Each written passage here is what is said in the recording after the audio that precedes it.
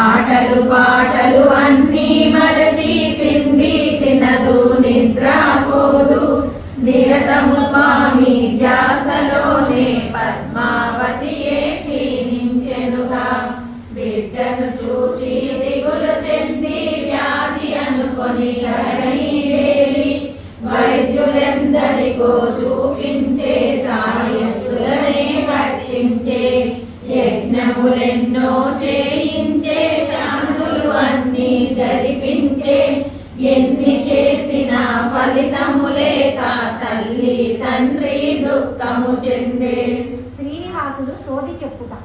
ఆ సమయంబున ఎరుకల సాని కోట గుమ్మము వద్దకు చేరి సోది చెప్పునానంటూ స్వామి పాట పాడుతూ తిరుగడసాగే.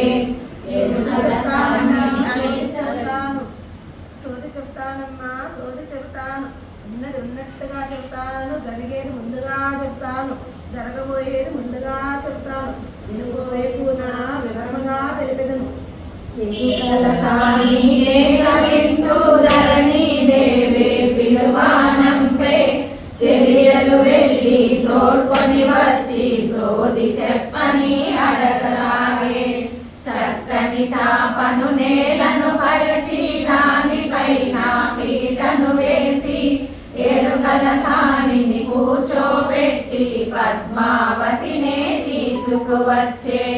బుట్టను తీసి పక్కన పెట్టి చాటలో చాలు పోయించి గద్దె పలకను ఎదుటను పెట్టి పసుపు కుంకుమ నిండుగా చల్లి పద్మావతినే కూర్చోబెట్టి చిన్నదాని చేతిని బట్టి లయబద్ధముగా తీగను మీటుతూ ఎరుక చెప్పుట మొదలు పెట్టే.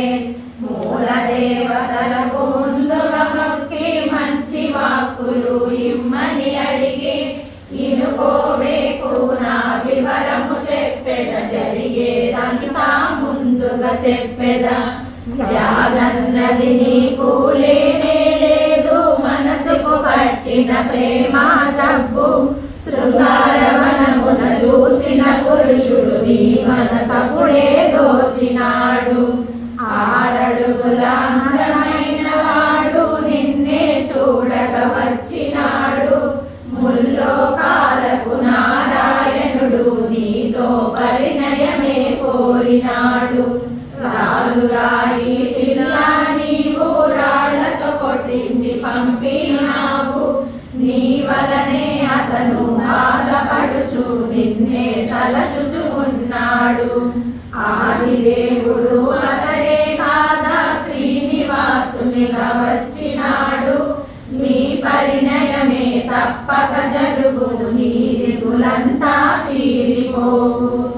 ఆకాశరాజుకి జన్మమే ధన్యం ధరణిదేవిదే పుణ్యఫలము. నిక్కముగానే నిజమే చెబుతా చెప్పిన వాకు తప్పదు ఎప్పుడు. ఇప్పుడొక సత్యము చెబుతా వినుడు ఇంకొక గడియ తదుపరి చటకు. యోగిని మాత ఒకరు వచ్చి పెళ్లి ముచ్చటాలాడెదరు. అరమరలే